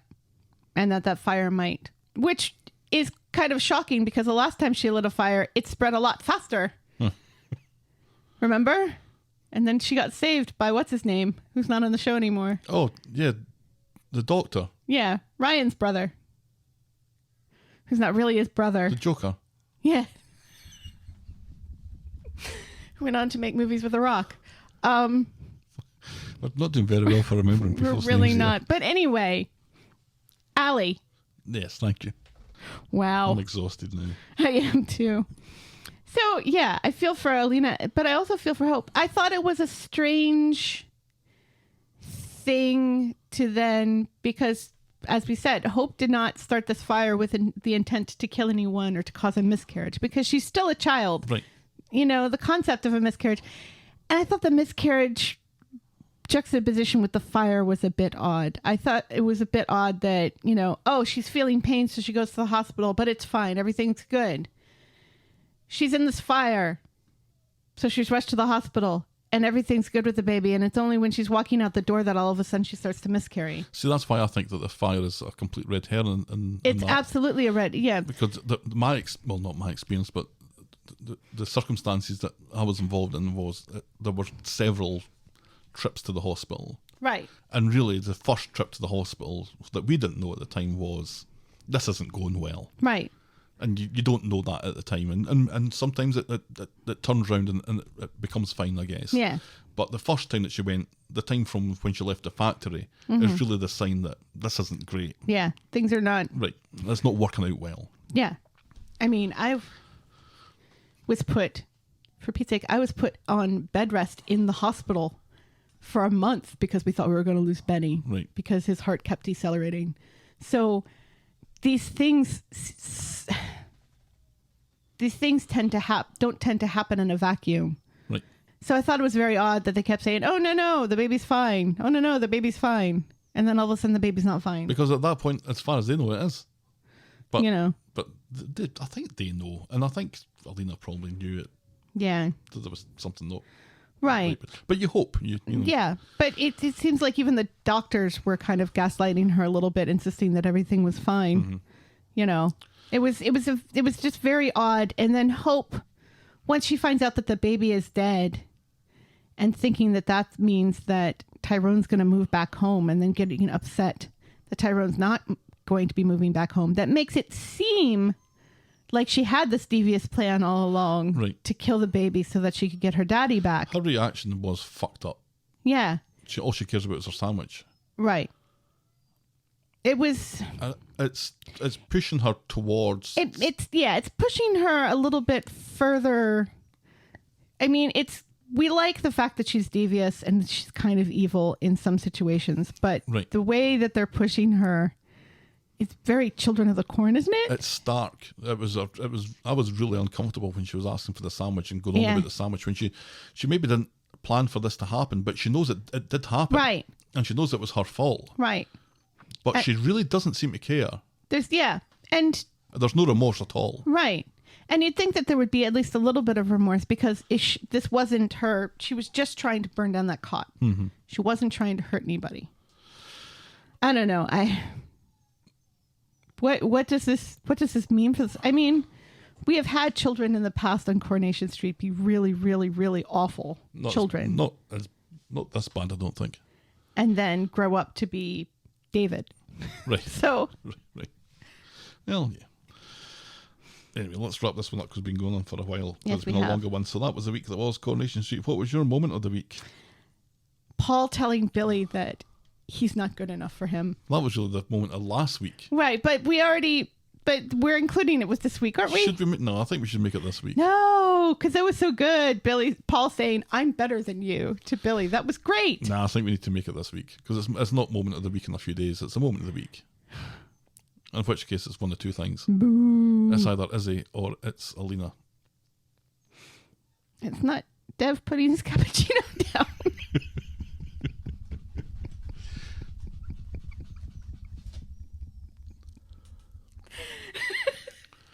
Some minor earthquake tears through Eaton Rapids. No, it's been Dev far too recently. Far too often, far too recently. I'm inclined to give it towards Izzy. Izzy. Mm-hmm. Yeah, Izzy. I think for all the people that have been living through this silently. Yes. And I think it's a stark reminder that is required that, these are real people. They're real people, and these are difficult situations to go into, and they're difficult situations to come out of. And I think it's a timely reminder of that. Yes. So that's our moment of the week. Moment of the week. Your born moment of the week. That whining dog. Such an asshole dog. Mary talking about the language of flowers again to the Undertaker again. Yeah, I think it's got to be, because it's just we've had this. Right. Yeah, we talked about the language of flowers already with Mary, and now she's talking about it again with the yellow meaning friendship, and that does it. Yeah. That is our moment of the week. # get Mary laid.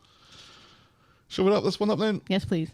If you've ever had an oversized self-portrait that just refused to be destroyed in an inferno, please drop us a line and we'll fire up the Barbie. We are the Talk of the Street at gmail.com, and we're at Corrie Podcast on Twitter, Facebook and Instagram. You can shout me and Helena coffee by heading to ko-fi.com/the Talk of the Street. That's ko-fi.com/the Talk of the Street. Check out the clicky section of voggle.co.uk for links to our merch store and YouTube channel. And if you're so inclined, please leave a rating and a review on iTunes or your podcast provider of choice.